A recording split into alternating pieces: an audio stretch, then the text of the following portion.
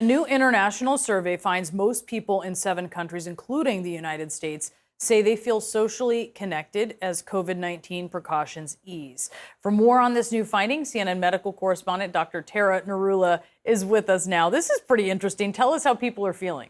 Well, Brianna, we know that human connection, it's wired into our DNA, right? It really helps us thrive. It's important for well-being. And actually, some people think doctors should be prescribing social connection.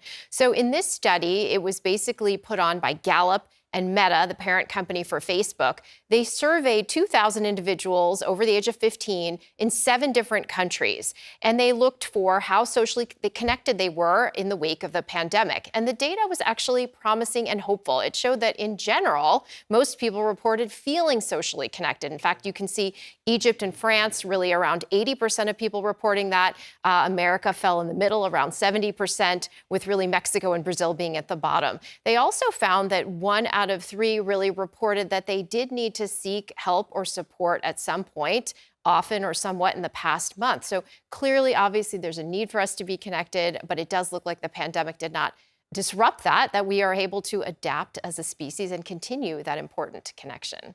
So what do people's social connections look like? Well, there's really the how and the who. So in terms of the how, in-person connection seemed to be the most likely globally. And in America, you can see the statistics around 70% was in person, 68% via text, and 59% via phone. Email was around 30%, and actually online video gaming was around 12%. In terms of other types of connections in other parts of the world, social media, we talk about a lot. About 1/3 globally did use social media, everywhere except India, actually. But in fact, they reported that if they used social media, they also used other forms of connection. So it did not seem to replace that human in-person connection. What sort of factors are we talking about that are related to feeling connected to other people? So what they found was being married, having more financially or having more income was associated with being less lonely.